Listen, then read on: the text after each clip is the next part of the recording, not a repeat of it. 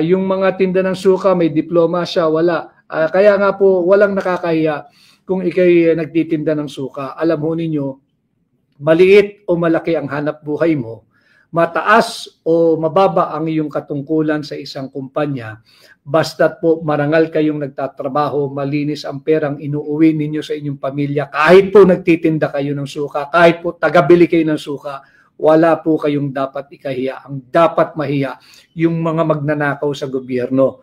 Ninanakaw yung flood control funds. Dahil sa pagnanakaw ninyo ng flood control funds, 200 Pilipino inosente patay, nalunod sa baha dahil ninakaw ninyo yung pera para sa flood control funds. Iyan ang nakakahiya.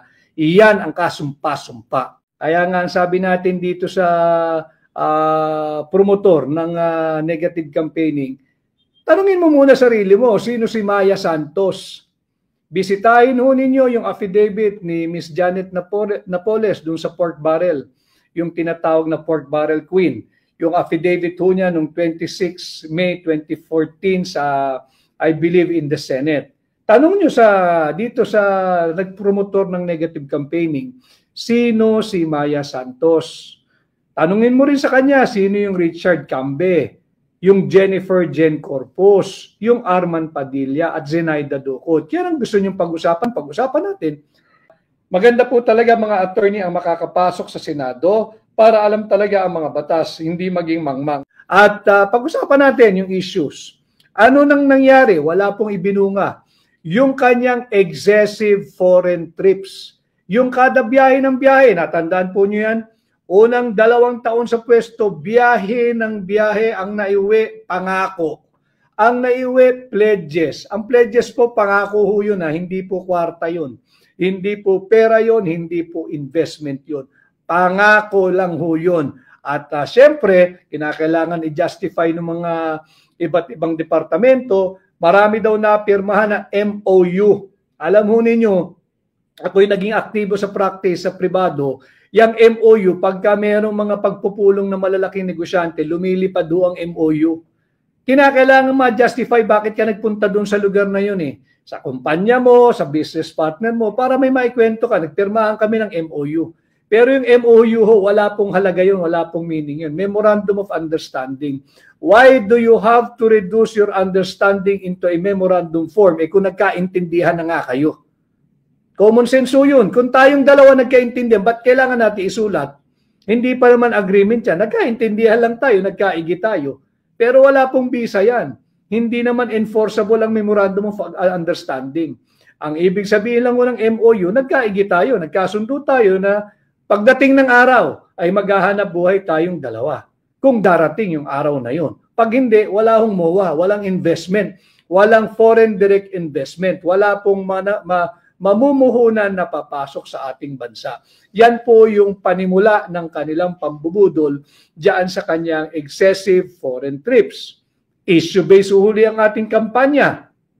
Ang EDCA bases, nagkalat po ang US military bases dito sa ating bansa. Nagkalat po yan. At makikita naman natin sa dalawang pananalita na niya sa kanilang ginagawang rally, tinataas po niya yung intensity ng anti-China rhetoric niya. Kitang-kita natin, gigil na gigil sa bansang China na yung miyembro daw ng Duterte senatorial candidates ay pro-China. Nakalimutan niya kasi na ang number 1 source ng ating imported products ay China. Inaaway niya ang China.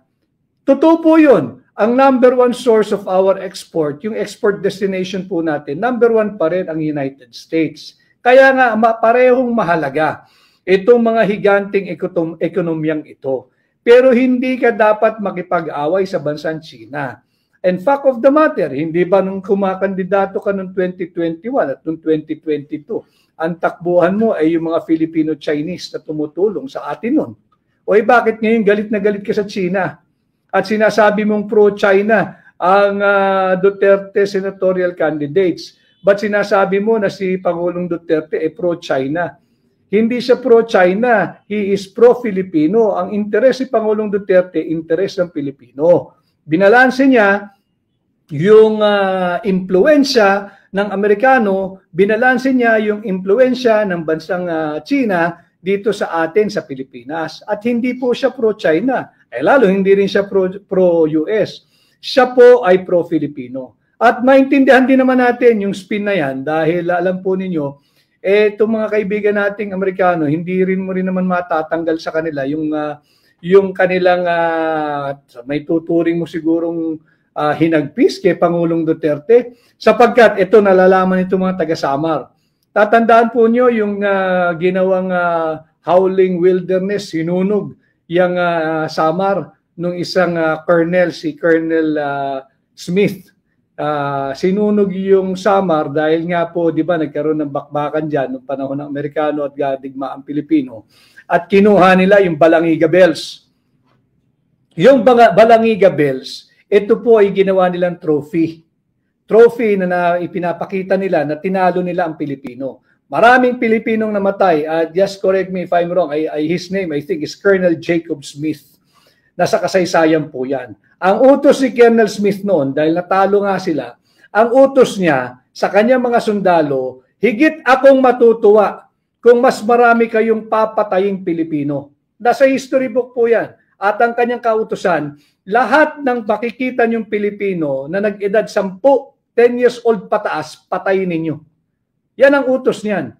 Wala rin naman sanction ng Amerika dyan sapagkat yung Colonel Smith to, yung ginawa niyang howling wilderness, yung Samar, namatay po yan, hindi Colonel, na-promote pa yan. Namatay yan as a general.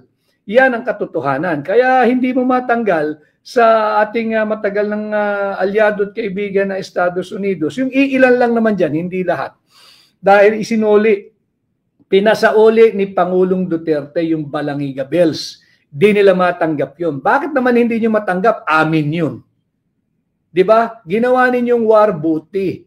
Kaya firm and very strong leader si Pangulong Duterte na obliga sila ngayong isoli ito.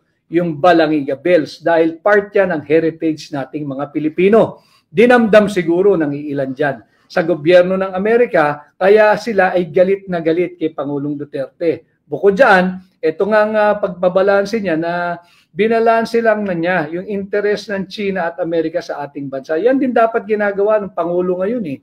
Yan ang dapat niyang ginagawa sapagkat alam nyo, we are so situated in a very strategic position. Dapat nga tayo gitna ng mga yan eh. Tayo nagdidikta, anong gusto mo China, anong gusto mo US, halika kayong dalawa rito. Pagkakasunduin ko kayo, huwag nyo akong diktahan. Dahil itong lugar na inyong pinagtatalunan, nasa akin yan eh. Yung napaka-importanting maritime zone, yung sa South China Sea. Yan ang ating pinag-uusapan dapat. Issue-based. Ang nangyayari, naglipa na po ang US military bases sa Pilipinas.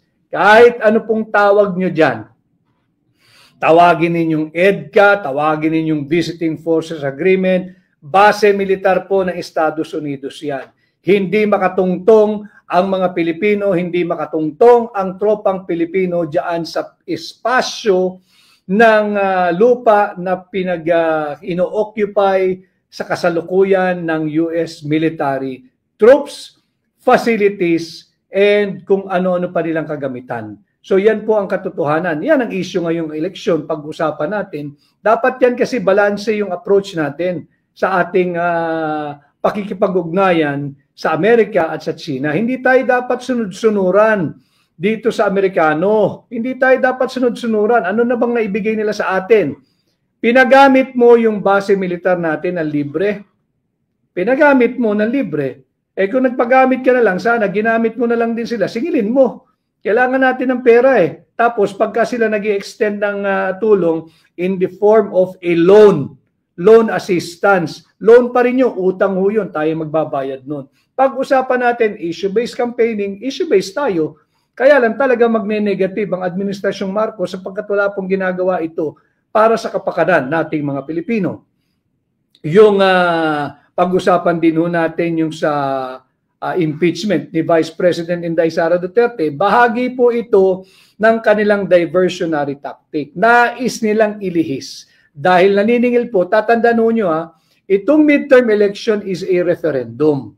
Referendum ito kung sang-ayon nga kayo sa unang 3 taon ng Marcos administration. Ulitin ko, Ako ay nagpapasukat, nagpapakilatis, nagpapakilala, nagpapatimbang sa inyo. At kung sa tingin po ninyo tayo karapat-dapat at nararapat, pahiramin po ninyo ako ng inyong tiwala at boto. Iyon po ang dapat ginagawa ng lahat ng kandidato, hindi po yung negative campaigning. Pero hindi naman pwedeng lulunukin natin lahat ng sinasabi nila dahil gaslighting po yan. Hindi po tayo dapat maging biktima niyan, tinutuwid natin yung mulit patuloy na pambubudol ng Marcos administration at dala-dala niya hanggang kampanya. Kay Aline Samson, Team Suka, the Lucky Nine lang malakas sa OFW here from Hong Kong. Salamat. Talagang legend na si Team Suka. Kay Bubbly Mitch Fernandez, mahirap po talaga pag walang alaman. Leader ng bansa. Kay Junri Abioy, True Attorney Vic, marami tayong products na galing sa China. So bakit awayin pa ng Pinas ang China? Alam ho nyo yung China, tigil lang nila ang importation ng toilet paper sa US, magkakagulo po sa US. Hindi po biro, tigil lang nila yung importation ng toilet paper sa United States.